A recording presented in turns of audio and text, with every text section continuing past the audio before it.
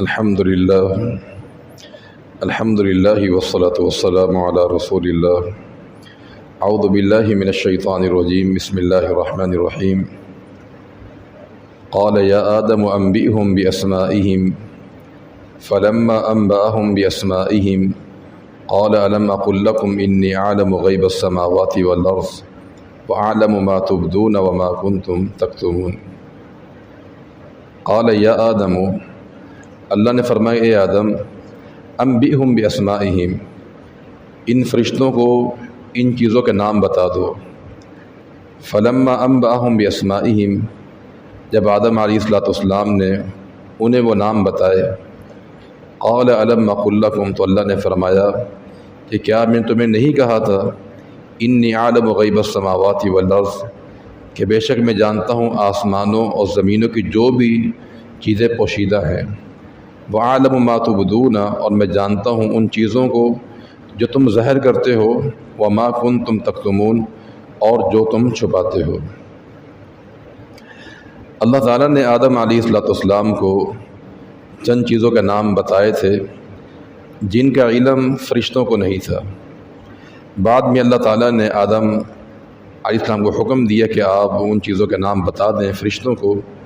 تو جب نام بتا دیے گئے تو اللہ العالمین نے اس مقام پر اپنے علم کا اظہار کیا ہے کہ آسمانوں اور زمینوں میں جو چیزیں بھی پوشیدہ ہیں ان سب کا علم اللہ تعالیٰ کی ذات کو ہے، اور جو تم ظاہر کرتے ہو یا چھپاتے ہو ان تمام چیزوں کا علم بھی اللہ تعالیٰ کی ذات کو ہے۔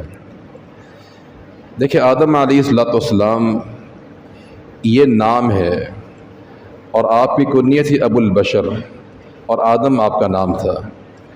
اور آدم کا معنی ہوتا ہے کہ انسان کا رنگ گندمی ہو، تو آپ کا جو رنگ تھا، جو کلر تھا، وہ گندمی کلر کا تھا، اس لیے آپ کا نام آدم رکھا گیا اور آپ کی کنیت ابو البشر تھی۔ اور اللہ کے پیغمبر کا فرمان ہے کہ آپ کا جو قد تھا وہ تقریباً 60 فٹ کے قریب تھا، اور رب العالمین نے آپ کو مختلف مٹیوں سے پیدا فرمایا تھا، اور پیدا کرنے کے بعد جتنی بھی انسان کی نسل ہے وہ آپ سے ہی چلی ہے۔ فرمایا کہ وَإِذْ قُلْنَا لِلْمَلَائِكَةِ اسْجُدُوا لِآدَمَ، اور جب ہم نے کہا فرشتوں سے کہ تم سجدہ کرو آدم کو، فَسَجَدُوا، تو سب نے سجدہ کیا، إِلَّا إِبْلِيسَ، سوائے ابلیس کے، أَبَى وَاسْتَكْبَرَ، اس نے انکار کیا اور تکبر کیا، وَكَانَ مِنَ الْكَافِرِينَ، اور وہ ہو گیا کافروں میں سے۔ یہاں اللہ العالمین نے آدم علیہ السلام کی ایک دوسری اہمیت بیان کی ہے۔ اس سے پہلے علم کا اظہار کیا تھا کہ ہم نے آدم علیہ السلام کو علم عطا کیا ہے۔ اب یہاں پر دوسری ان کی سعادت بیان کی ہے، شرف بیان کیا ہے کہ ہم نے فرشتوں سے ان کو سجدہ کروایا تھا، اور تمام فرشتوں نے سجدہ کیا تھا سوائے ابلیس کے، اس نے سجدہ نہیں کیا تھا۔ سجدے کا معنی ہوتا ہے کہ اپنی پیشانی کو زمین پر رکھ دیا جائے، یہی اس کا حقیقی معنی ہے، اور تمام فرشتوں نے اپنی پیشانی سجدے میں رکھ دی تھی۔ بعض لوگوں نے یہاں پر سجدے کا معنی رکوع کیا ہے یا جھکنا لیا ہے، یہ بات غلط ہے۔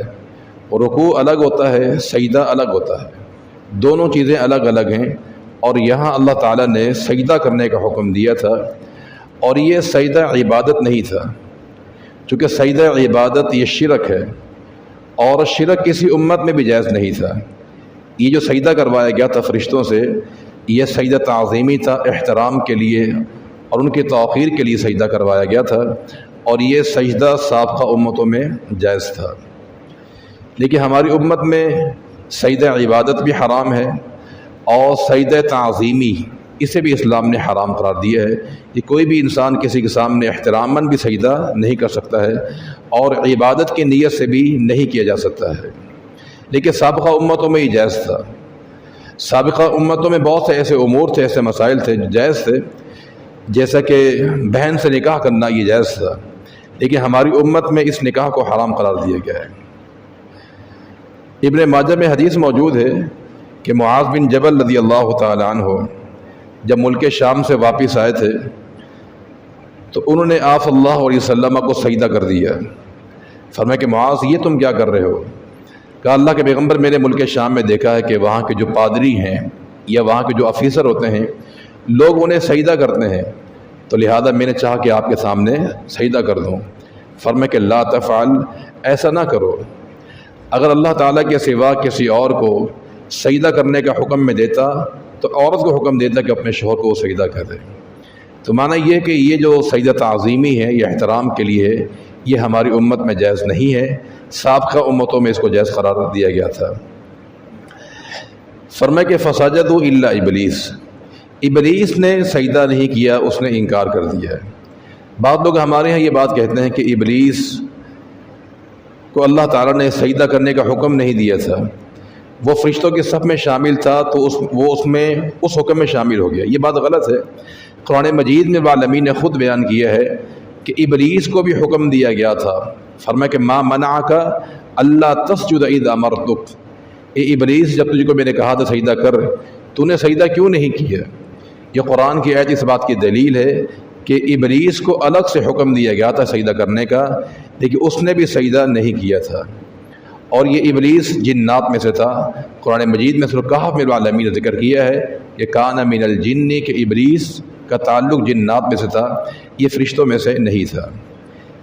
ابا واستکبر، اس نے انکار کیا، اللہ تعالیٰ کے حکم کو تسلیم نہیں کیا، واستکبر، اور اس نے تکبر کیا، اور یہ کافروں میں سے ہو گیا۔ اس آیت کریمہ سے بہت سی باتیں معلوم ہوتی ہیں۔ پہلی بات، آدم علیہ السلام کی اہمیت کو بیان کیا ہے کہ اللہ تعالیٰ نے انہیں مسجود ملائکہ بنایا، کہ تمام فرشتوں سے ان کے سامنے سجدہ کروایا۔ اور دوسری بات یہاں پر یہ معلوم ہوتی ہے کہ بعض اوقات ایک چیز حرام ہوتی ہے، لیکن اگر اللہ تعالیٰ اس کا کرنے کا حکم دے دے تو پھر وہ عبادت بن جاتی ہے۔ اب غیر اللہ کو سجدہ کرنا حرام ہے، لیکن جب اس بات کا حکم اللہ تعالیٰ دے گا تو پھر یہ عبادت بن جائے گی۔ یہاں بھی ایسا ہی ہوا ہے کہ آدم علیہ السلام کو اللہ العالمین نے فرشتوں کو حکم دیا کہ آدم کو سجدہ کرو۔ اب حالانکہ سجدہ کرنا یہ جائز نہیں ہے، لیکن جب اللہ تعالیٰ حکم دے گا ایک ایسے کام کا جو حرام ہے، جو ناجائز ہے، تو پھر وہ عبادت بن جائے گی۔ اس کی کوئی اور مثال بھی ہم دیتے ہیں۔ ابراہیم علیہ السلام نے اپنے بیٹے کو ذبح کرنے کو تیار ہو گئے تھے۔ اب حالانکہ بیٹے کو ذبح کرنا ایک کبیرہ گناہ ہے، یہ قتل کرنا ویسے ہی گناہ ہے، پھر اپنے بیٹے کو بھی کم عمر بچے کو ذبح کرنا یہ کبیرہ گناہ ہے، لیکن جب اللہ تعالیٰ نے حکم دیا تو پھر یہ عبادت بن جاتا ہے، اور اسی لیے آپ اپنے بیٹے کو ذبح کرنے کو تیار بھی ہو گئے تھے۔ اور تیسری بات یہاں پر یہ معلوم ہوتی ہے کہ ابلیس نے ایک سجدے کا انکار کیا تو وہ کافروں میں سے ہو گیا۔ بعض علماء نے اس سے یہ مسئلہ اخذ کیا ہے کہ جب ابلیس ایک سجدے کا منکر ہو کافر بن سکتا ہے، تو جو انسان ہمیشہ نماز پڑھتا ہی نہ ہو، مکمل نماز نہ پڑھتا، اس کا پھر کیا حکم لگایا جائے گا؟ فرمایا کہ وَقُلْنَا يَا آدَمُ اسْكُنْ أَنْتَ وَزَوْجُكَ الْجَنَّةَ، اور ہم نے کہا اے آدم تو اور تیری بیوی دونوں جنت میں رہو، وَكُلَا مِنْهَا، اور جنت سے کھاؤ، راغدن، کھلا کھلا، حیث شئتما، جہاں سے تم دونوں چاہو، وَلَا تَقْرَبَا هَذِهِ الشَّجَرَةَ، تم دونوں اس درخت کے قریب نہ جانا، فَتَكُونَا مِنَ الظَّالِمِينَ، ورنہ تم دونوں ظالموں میں سے ہو جاؤ گے۔ یہ تیسری اہمیت بیان کی گئی ہے کہ آدم علیہ السلام کو اور ان کی بیوی حوا کو اللہ تعالیٰ نے بغیر کسی نیکی کے جنت عطا فرمائی تھی، انہیں جنت کا داخلہ عطا فرمایا تھا۔ یہاں جنت سے مراد یہ وہی جنت ہے جو جنت الخلد ہے، جنات عدن، جو ہمیشہ کی جنت ہے، یہیں آپ کو داخل کیا گیا تھا اور آپ کی بیوی کو داخل کیا گیا تھا۔ پھر یہاں پر یہ سوال پیدا ہوتا ہے کہ اگر اسی جنت میں آپ کو داخل کیا گیا تھا تو وہاں سے تو انسان کو نکالا نہیں جائے گا۔ قرآن نے کہا خالدین فیہا، کہ جنتی ہمیشہ جنت میں رہیں گے، لیکن آدم علیہ السلام کو اور آپ کی بیوی کو وہاں سے نکال دیا گیا۔ اس کا جواب یہ ہے کہ اس جنت میں جو ہمیشہ رہنے کا جو حکم ہے وہ انسان کے لیے قیامت کے بعد ہے۔ یہ انسان مرے گا، قیامت کے دن دوبارہ اس کو زندہ کیا جائے گا، پھر جب انسان جنت میں جائے گا اس کو نہیں نکالا جائے گا۔ تو لہذا آدم کو جو نکالا گیا ہے یہ قیامت سے قبل ان کو نکال دیا گیا تھا۔ تو یہاں پہلا مسئلہ جو معلوم ہو وہ یہ کہ اللہ تعالیٰ نے آدم علیہ السلام کو بغیر کسی نیکی کیے جنت عطا فرمائی تھی۔ اور یہاں فرمایا کہ ولا تقربا هذه الشجرة، اس درخت کے قریب نہیں جانا ہے۔ یہ درخت کون سا تھا اس کے بارے میں اللہ کے پیغمبر نے وضاحت نہیں فرمائی، کیونکہ اس کی ضرورت نہیں تھی۔ اگر یہ ضروری ہوتا تو اللہ کے پیغمبر اس کی وضاحت فرما دیتے۔ مفسرین نے جو اس کے بارے میں جو اقوال بیان کیے ہیں کہ اس سے انجیر کا درخت مراد ہے یا انگور کا مراد ہے، یہ بلا دلیل ہے، اس کی کوئی دلیل موجود نہیں ہے، اور قرآن نے بھی اس کا ذکر نہیں کیا ہے، اور اللہ کے پیغمبر نے بھی اس کا ذکر نہیں فرمایا، چونکہ اس کی حاجت نہیں تھی، اس کی ضرورت نہیں تھی۔ اس آیت کریمہ سے دوسری بات یہ معلوم ہوتی ہے کہ اسلام کا ایک اصول ہے سد الذرائع۔ اس کا معنی یہ ہوتا ہے کہ ایک ایسا کام کہ جو انسان کو حرام تک پہنچا سکتا ہے، اس سے روکنے کے لیے انسان کو حکم دیا جاتا ہے تاکہ انسان جو ہے حرام کام تک نہ پہنچ جائے۔ فرمایا کہ ولا تقربا هذه الشجرة، یا اللہ نے یہ نہیں کہا کہ درخت نہیں کھانا ہے، قریب تک نہیں جانا ہے۔ جب ایک انسان کسی حرام کے کام کے قریب جاتا ہے تو اس میں واقع ہونے کا اندیشہ ہوتا ہے۔ میں کہ ولا تقربا، قریب بھی نہیں جانا تاکہ انسان اس میں واقع نہ ہو سکے۔ قرآن نے اس کی مثال بیان کی ولا تقربوا الزنا، زنا کے قریب نہ جاؤ۔ اسلام نے زنا سے جو امور اس کے اندر واقع انسان کو ہو سکتا ہے ان تمام کو حرام کیا ہے تاکہ انسان زنا میں واقع نہ ہو سکے۔ تو یہ اسلام کا اصول سد الذرائع کہ کسی ناجائز کام سے بچانے کے لیے انسان کو روکا جاتا ہے تاکہ انسان جو ہے اس غلط کام میں واقع نہ ہو جائے۔ اللہ کے نبی کا فرمان بھی ہے کہ الحلال بین والحرام بین، حلال بھی واضح ہے، حرام بھی واضح ہے۔ کچھ امور ہیں جن کا حلال ہونا یا حرام ہونا واضح نہیں ہے، لیکن ان سے بچنے کا حکم دیا گیا ہے کہ کہیں ایسا نہ ہو کہ انسان ان کاموں میں واقع ہو جائے اور حرام میں کہیں واقع نہ ہو جائے۔ تو ولا تقربوا الشجرہ، فرمایا کہ درخت کے قریب نہیں جانا ہے ورنہ تم دونوں ظالموں میں سے ہو جاؤ گے۔ اور اس آیت سے یہ بات بھی معلوم ہوتی ہے کہ نکاح جو ہے یہ سنت قدیم ہے، یہ پرانی سنت ہے۔ آدم علیہ السلام کی بیوی حوا تھی، یہ آپ کی زوجہ تھی، آپ کے نکاح میں تھی یہ۔ پھر یہاں پر سوال یہ پیدا ہوتا ہے کہ حوا کس کی بیٹی تھی یہ؟